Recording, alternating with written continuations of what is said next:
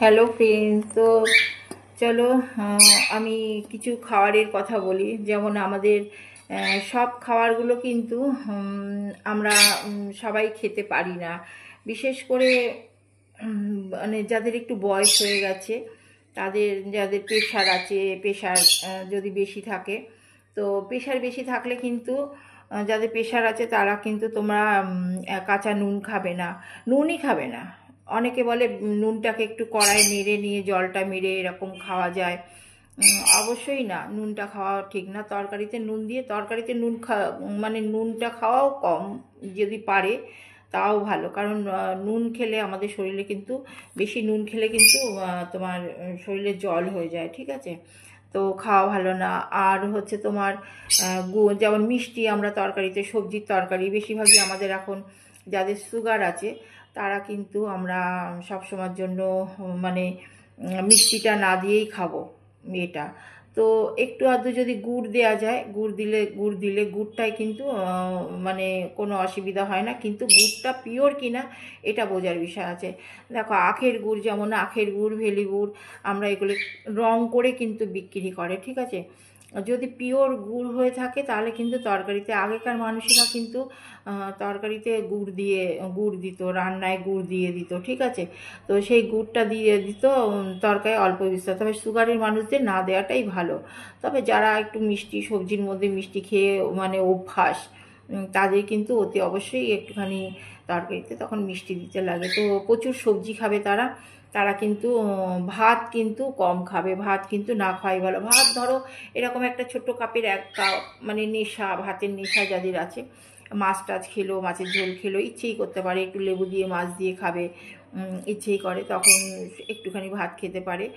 আর কথা হচ্ছে যে তোমার রুটি যেমন, রুটিও কিন্তু মাপ মতন খেতে হবে। যে সুগার আছে রুটি খাবো আমি পেট ভরে, এরকম না।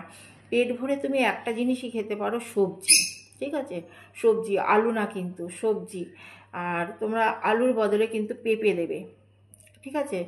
পেঁপে, কুমড়ো, যত রকম সবজি আছে সবজি দিয়ে তোমরা একটা সুন্দর করে সবজি বানিয়ে তোমরা ধরো 150-200 গ্রাম বা 100 গ্রাম, 150, যে যেরকম খাও সবজি খেতে পারো। তারপরে তোমরা মুসুর ডাল, একটুখানি মুসুর ডাল, ওটা জুসটা খেতে পারো, বা মুসুর ডালের জল খেতে পারো, ঠিক আছে? একটা রুটি কিন্তু দুপুরবেলা একদম। সকাল তুমি যতবারই খাও না কেন ওরকমই খেলে। আর সকালবেলার দিকে তোমরা ডালিয়া খাও, শ্যামা চালের খাও একটুখানি ভাত, বা দুপুরবেলাও যদি তোমার শ্যামা চালটা খাও, শ্যামা চালটা খাওয়া কিন্তু খুবই ভালো। ডালিয়া খুব ভালো। যাদের মানে সুগার বেশি আছে তাদের কিন্তু ভাতটা না খাওয়াই আমি বলবো সুইটেবল, ঠিক আছে? ভাতটা একদমই খাওয়ার কোনো প্রয়োজন নেই। আমার মনে হয় যে আস্তে আস্তে অভ্যাস করে নেবে, এইটুখানি কাপে একটু একটু করে খেতে খেতে অভ্যাস হয়ে যাবে, ঠিক আছে? আর তোমার ডিমের কুসুম, যেমন ডিমের কুসুমটা কিন্তু খাওয়া যেতে পারে, কোনো অসুবিধা হয় না। সরি সরি সরি ডিমের কুসুম না, ডিমের যে সাদা অংশটা সেটা খাবে, ডিমের ভেতরেরটা কিন্তু খাবে না। ডিমের ভেতরেরটা কিন্তু শরীরে, যেটা আমি খাই না।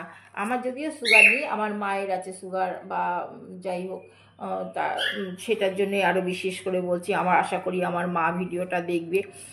শশা খাবে, তারপরে পেঁপে খাবে, পেঁপে খাওয়া দরকার। সবজি মানে তোমার বেশি করে সবজি খাওয়া দরকার। জল তো খাবেই, আমার মা অনেকটাই জল খায়, তবে তোমরাও বেশি করে জল খাবে।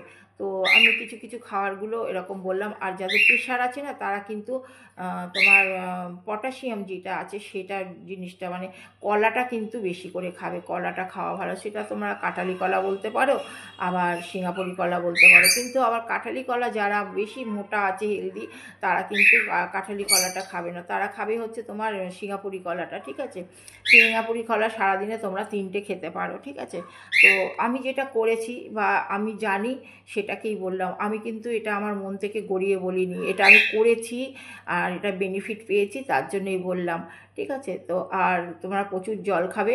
আর সবথেকে বড় জিনিস যে তোমাদের সকালবেলা উঠে এক্সারসাইজের একটু দরকার আছে, এক্সারসাইজ করবে একটুখানি। তবে ভিডিওটা বড় হয়ে যাচ্ছে, আমি নেক্সট দিনে আবারও একটু কিছু শেয়ার করব। ধন্যবাদ।